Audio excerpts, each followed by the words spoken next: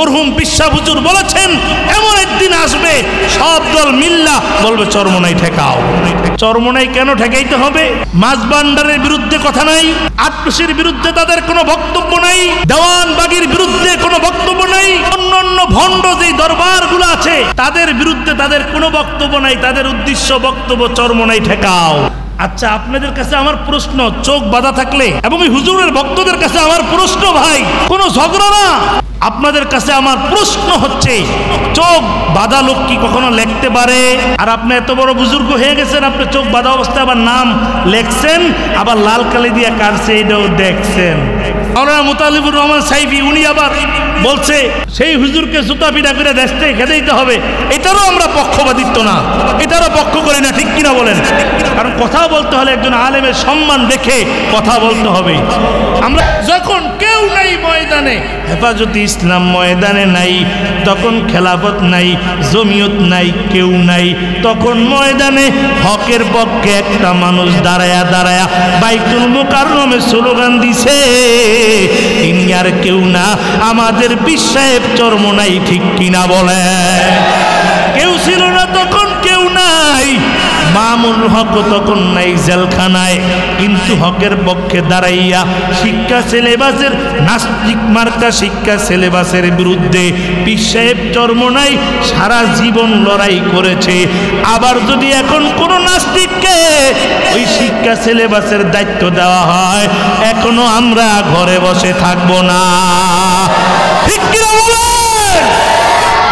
যেই লোকটা নবীর হাদিসই মানে না, আহলে কোরআন, সে নবীর কোন হাদিস কথা কয় না, হাদিস মানে, আচ্ছা নবীর হাদিস না মানলে সে নবীরে মানে কথা কয় না, নবীরে মানে, নবীর হাদিস মানে না। আহলে কোরআন বাইরেছে একদল, আহলে কোরআন শুধু কোরআন মানে, শুধু কোরআন, কোরআনকে যদি মানো, আল্লাহকে মানো, তাহলে তুমি মুসলমান না। খ্রিস্টানেরাও আল্লাহকে বিশ্বাস করে, কথা কয় না। নবীকে মানতে হবে, আতিউল্লাহ ওয়া আতিউর রাসূল, নবীকে মানতে হবে, আল্লাহকে মানতে হবে, তাইলে তুমি মুসলমান, ঠিক কিনা বলেন? এখন এমন একটারে দায়িত্ব দিছে নাস্তিক, যেটা আহলে কোরআন হাদিস মানে না। কি মানে না? জোরে কোন, জোরে কোন। আচ্ছা হাদিস মানে না, হাদিস না মানলে কি আমল করা যায়? কথা কয় না। কোরআনে আছে নামাজ পড়ো, কেমনে পড়বো? কোরআনে নাই। কোথায় যাইতে হবে? হাদিসে। নবী যেভাবে পড়ছে সেভাবে, ঠিক কিনা বলেন? কোরআনে আছে ওযু করো, কেমনে করবো সেটা কোরআনে নাই, হাদিসের মধ্যে আছে, ঠিক কিনা বলেন? তাহলে যেই লোকটা শুধু কোরআন মানে হাদিস মানে না, ওরে শিক্ষা সিলেবাসের দায়িত্ব দিয়েছে, এটা বাংলার মুসলমান কখনো মেনে নিবে না, ঠিক কিনা বলেন?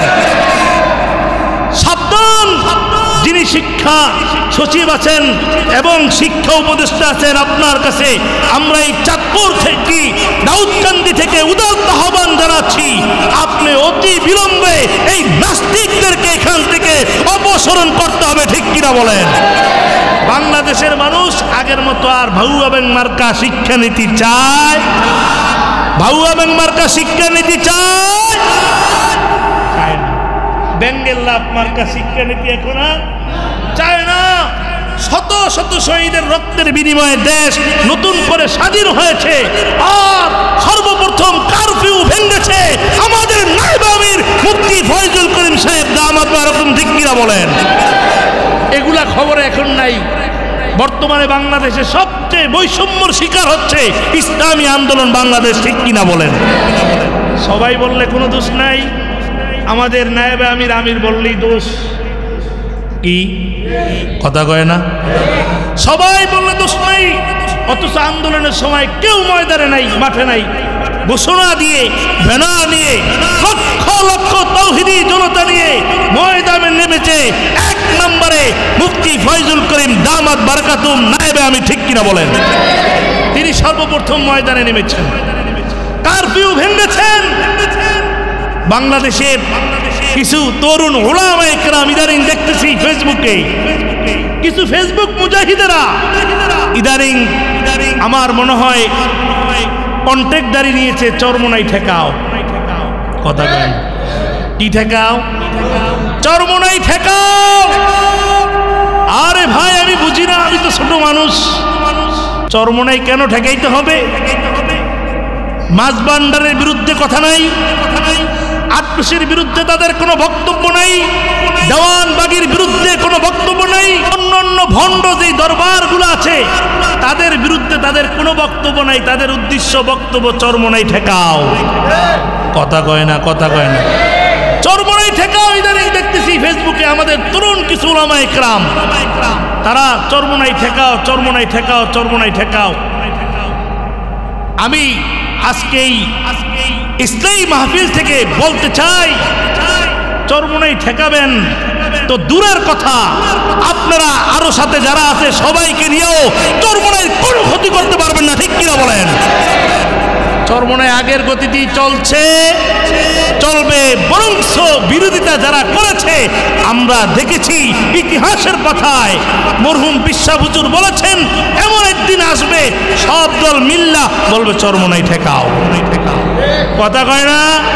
হুজুরের ভবিষ্যৎবাণী এখন দেখতেছি খালি চরমোনাই ঠেকাও, চরমোনাইয়ের বিরোধিতা। আফসোস লাগতেছে, কেন ভাই? যদি চরমোনাইয়ের আমির নায়েব আমির তো প্রকাশ্যে ময়দানে মাঠে সব জায়গায় বলে আমাদের কোনো ভুল যদি থাকে ধরায় দাও, আমরা সংশোধন হয়ে যাব। ঠিক কিনা বলেন?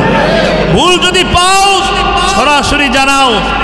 লাফালাফি করে চরমোনাইয়ের কোনো ক্ষতি হবে না, বরঞ্চ চরমোনাইয়ের পক্ষে আরো লোক বাড়তে আছে। আগে মারছিল একটা, তারপরে দুইটা, তারপরে তিনটা, তারপরে চারটা, তারপরে পাঁচটা, তারপরে ছয়টা। লোক বাড়ছে না কমছে? জোরে কোন, জোরে কোন। বিরোধিতা করার কারণে বাড়ছে নাকি পক্ষে থাকার কারণে? বিরোধিতা করার কারণে বাড়ছে। মানুষ বলে এত লোক চরমোনাই বিরোধী করে, তাহলে একটু গিয়ে দেখে আসি এখানে কি হয়। যায়া দেখে ওখানে সকাল সন্ধ্যা মাওলা পাকের জিকির হয়, সুবহানাল্লাহ। ওখানে লক্ষ লক্ষ মানুষ এক কাতারে দাঁড়িয়ে নামাজ পড়ছে, জিকির করছে, বয়ান করছে, মস্ত করছে। ময়দানে যাওয়ার পরে মূর্খ মানুষ যাচ্ছে, ডাকাত যাচ্ছে, চোর যাচ্ছে, মদখোর যাচ্ছে, তারা টুপিওয়ালা, দাড়িওয়ালা, আল্লাহওয়ালা হয়ে বাড়ি ফিরছে। ঠিক কিনা বলেন? কি লাভ হবে চরমোনাইয়ের বিরোধিতা করে? তবে আমি বলবো আমাদের যারা তরুণ আলেম আছেন এবং উলামা ইকরাম আছেন, চরমোনাইয়ের বিরোধিতা করতে যায় যেভাবে মিথ্যাচার আপনারা করতেছেন। কিছুদিন আগে এক হুজুর বলছে কি, একটু আপনাদের কাছে মুজাকারা করি। এক হুজুর বলছে, আমাদের এক তরুণ আলেম, উনি বলছে ওনাকে যখন রিমান্ডে নিয়েছে তখন ওনার চোখ বাঁধা। কি বাঁধা? চোখ বাঁধা। ওনাকে রিমান্ডে বলছে আপনি যেই গরম বক্তব্য দেন, এমন গরম বক্তব্য আরো কারা কারা দেয় এদের নাম লেখেন, এদের নাম লেখেন। মিথ্যা বলার তো একটা সীমা থাকে। বলে আমি রিমান্ডে যখন আমাকে নেওয়া হলো, আমার চক্ষু বাঁধা, আমাকে বলল এরকম গরম বক্তব্য কে কে দেয়, এই নামগুলা লিখে দাও। আচ্ছা, কাউকে লিখতে দিয়া কি তার চক্ষু বেঁধে দিবে? কথা বলেন না কেন? আর চোখ বাঁধা থাকলে কি লেখা যায়? উনি বলেন, উনি মিডিয়াতে এসে বলেন আমার চোখ বাঁধা, আমাকে বললো এরকম কোন গরম বক্তব্য কে কে দেয় একটু লেখো নামগুলা। আমি 1 নম্বরে পরীক্ষার জন্য মুফতি ফয়জুল করিম সাহেবের নাম লিখেছি। তারপরে আমি আমাদের আরো যারা বক্তব্য দেয় আলী হাসান ওসামা সহকারে এদের নামগুলা লিখেছি। আমার চোখ বাঁধা, আমি দেখলাম লাল কালি দিয়া ওনারা মুফতি ফয়জুল করিম সাহেবের নামটা কেটে দিয়েছে। নাউজুবিল্লাহ কইলেন না? আচ্ছা, আপনাদের কাছে আমার প্রশ্ন, চোখ বাঁধা থাকলে এবং এই হুজুরের ভক্তদের কাছে আমার প্রশ্ন, ভাই কোন ঝগড়া না, আপনাদের কাছে আমার প্রশ্ন হচ্ছে চোখ বাঁধা লোক কি কখনো লিখতে পারে?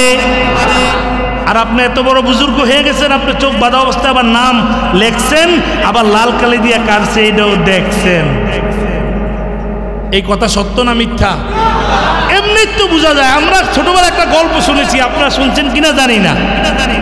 ঘোড়ায় চড়িয়া মর্দ হাঁটিতে লাগিল, ঘোড়ায় চড়িয়া মর্দ হাঁটিতে লাগিল, কিছু দূর যায় মর্দ রোয়ানা হইল, লক্ষ লক্ষ সৈন্য মরে কাতারে কাতার, গনিয়া বাসিয়া দেখে 17,000। এই কবিতা যেমন মিথ্যা, বাস্তব বাস্তবতার সাথে কোনো মিল নেই। চোখ বেঁধে নাম লেখা যায়, আবার লাল কালি দিয়ে কাটে সেটা দেখা যায়, এটারও কোনো মিল নেই। ঠিক কিনা বলেন? লক্ষ লক্ষ সৈন্য মরে কাতারে কাতার, ঘোড়ায় চড়িয়া মর্দ হাঁটিতে লাগলো। ঘোড়ায় চড়িয়ে আবার হাঁটে কেমনে? ঘোড়ায় চড়িয়া মর্দ হাঁটিতে লাগিল, মানে ঘোড়ায় চড়ে আবার হাঁটে কেমনে? মিল আছে কবিতার অর্থ? এ কথা কয় না। কিছু দূর যায় মর্দ রোয়ানা হইল, আবার কিরে ঘোড়ায় চড়ছে তো অনেক আগে, আবার হারছে, আবার রওনা হয়েছে বলে আবার লক্ষ লক্ষ সৈন্য মরে কাতারে কাতার, দুনিয়া বাসিয়া দেখে 17,000। এই কবিতার সাথে যেমন অর্থের কোনো মিল নেই, চোখ বেঁধে লেখা আবার লাল কালে দিয়া নাম কেটেছে দেখা, এটার সাথে কোনো বাস্তবতার মিল নাই। ঠিক কিনা বলেন?